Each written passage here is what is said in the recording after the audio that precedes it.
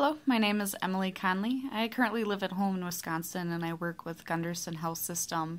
I'm part of the revenue cycle. I am on the revenue integrity team and I am a revenue integrity coding advisor.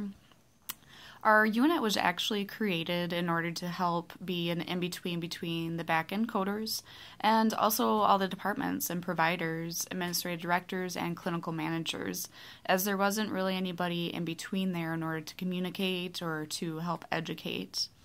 Our department is actually fairly new. I'd say within the last 5 years it was created. I have worked at Gunderson for 5 years, and I've been on the revenue integrity team for about 4 years.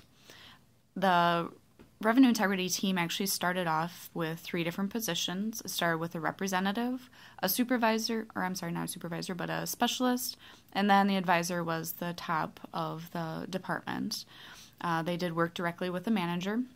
Our manager was actually part of the coding also, so we did have a connection, yet we were 2 separate departments. The whole purpose, again, was to make sure that there was somebody in between. But specifically for my current position as an advisor, we really needed someone to be out in the departments teaching the providers how to properly document, which then in turn led to proper revenue capturing. If they didn't document properly, then we didn't get the right revenue on it. We might not be able to bill for something, but there wasn't anybody there to tell them that.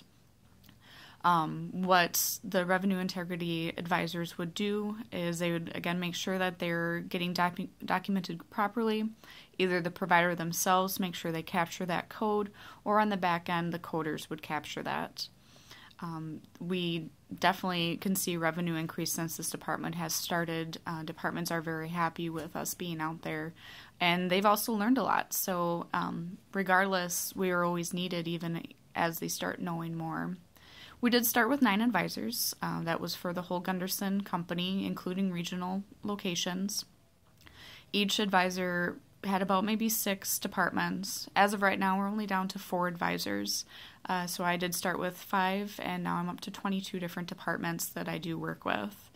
Obviously, there's only one of me, so unfortunately some of the departments that are kind of on their own doing well, we don't work as closely with, but we're definitely always there for questions.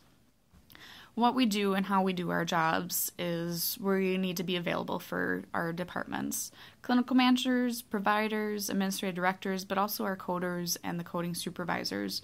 We need to all work as a team in order to make sure that we're capturing everything that we can and everything is documented properly.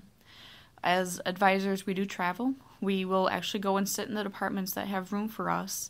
We try and make sure that we are sitting in departments that maybe really need our help more than other departments.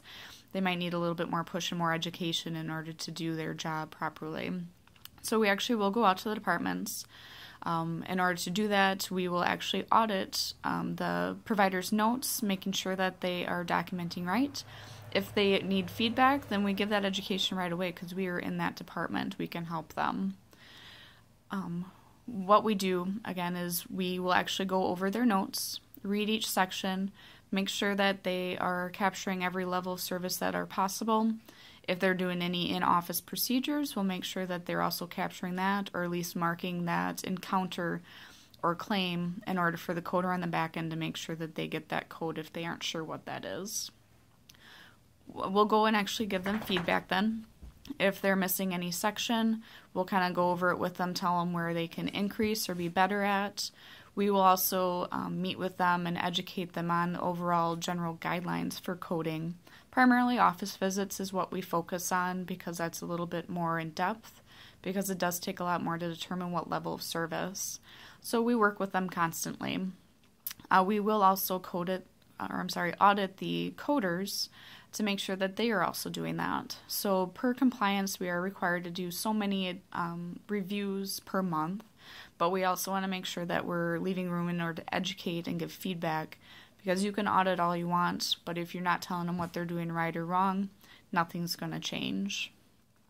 So again, we are specifically there in order to help departments in order to capture those codes properly, which will then lead to revenue increase rather than revenue loss. We also want to make sure that we're there to give them the guidelines that they need in order to do their jobs. We understand that providers are very passionate about what they do, and we do ask a lot from them. So we want to make sure that we're giving them as much feedback and also getting their backs just in order for them to do their job, which will then lead to patient satisfaction, which will then also lead to more revenue. Thank you.